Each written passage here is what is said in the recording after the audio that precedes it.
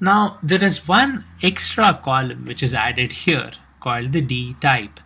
Now the D type tells you what class it is. Now this is actually recording the class name. Now this is a vehicle. The first record that we saved was vehicle. Let me see this. It is a direct implementation of, it's a direct instance of the base class vehicle. It has just the vehicle ID and the vehicle name. So that is what's happening here. It just has saved the vehicle ID and the vehicle name. It does not save these values, and it calls this D type as the vehicle. It cannot have these values as well because these properties are for the child classes. The base class does not have these two properties, so it will not get saved. Now the two-wheeler has a steering handle, and it also, since it's extending the vehicle, it also has the vehicle ID and the vehicle name of the parent plus the steering handle. So what Hibernate has done is it filled the vehicle ID, vehicle name, and the steering handle. It does not have a steering wheel because that's another child, so it just saves these three values, and then of course the D type is the name of the class, which is a two-wheeler. Same way, a four-wheeler has a steering wheel, and of course it inherits the vehicle ID and the vehicle name because it's actually extending the vehicle.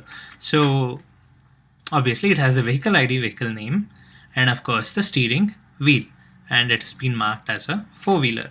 Now this is the default way in which Hibernate maps inheritance. If you do not give any inheritance mapping information, this is the default that Hibernate carries out.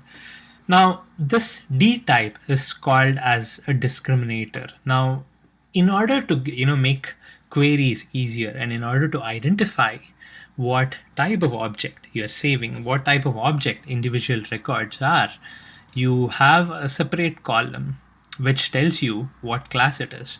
Say for example, I could have a two-wheeler with null value in the steering handle. So what would happen is this would have, say I've initialized the bike here, right?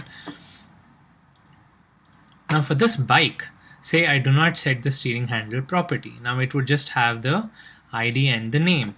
Now this would be blank, then it would just have the ID and the name. Now how can you distinguish this one car from two bike? How would you know that this is a vehicle and this is a two-wheeler? Because all the records here have these columns. So the way to discriminate between these two records, having been implementations of two different objects, is by using this discriminator type. Now this D type column tells you what class this is. So this is a vehicle class, this is a two-wheeler class, and this is a four-wheeler class.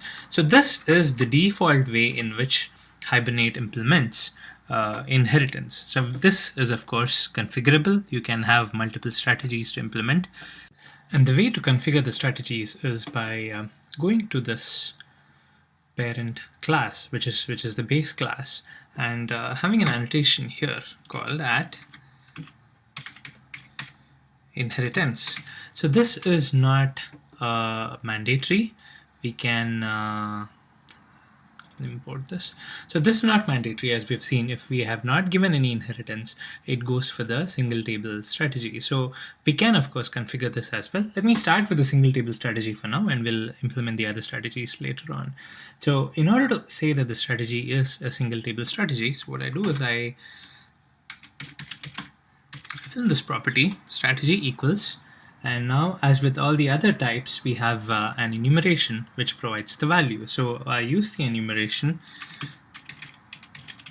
inheritance type dot.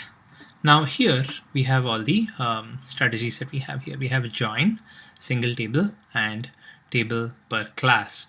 Now we're going to go with single table because this is the default. By selecting this, I'm not going to change anything. It's still going to have the same strategy as the default, but let's do this and we'll change this later. Select single table. Now it's also imported the inheritance and the inheritance type for me. Now there is this other option that I can do here.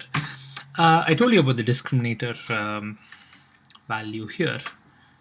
You see this dtype, which has the name of the class, and it helps us to track what object it is, whether it's an object of the base vehicle class or the two-wheeler or the four-wheeler.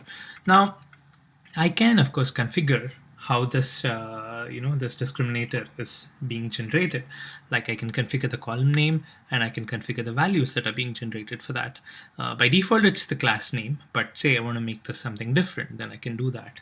The way I do it is by adding this annotation called at discriminator column.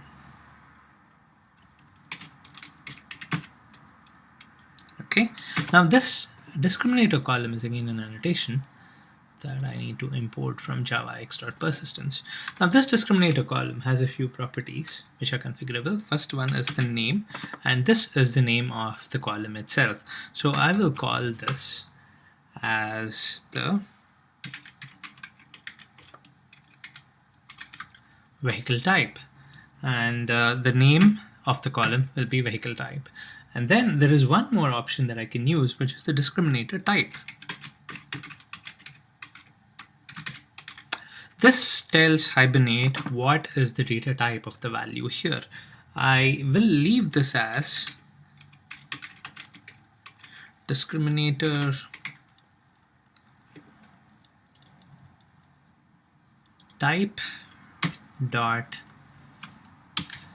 string, but here are a couple of other ways we can use a discriminator. I can have an integer value instead, or I can have a character value instead, so it'll just be one character. I can choose string. String is of course the default. We saw the class name was added as the discriminator, and that was a string. So I can choose integer or character also if required. I will choose string for now. Okay, and now this is my discriminator configuration.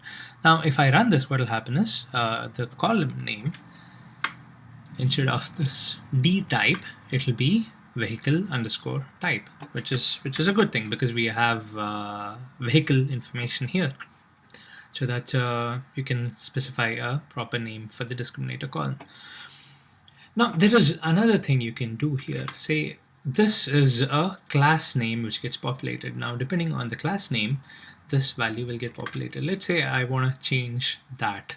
So in that case, what I can do is I can go to the child class. So here, this is what is the this is a two-wheeler class, and this is the four-wheeler class, right? So here I want to have a different discriminator value for the two-wheeler class. So let's say I want to have a discriminator value. Let me type this discriminator value. So this is the annotation that helps us to configure the value that you want to set, and I can set a particular value here. Let me call this as bike.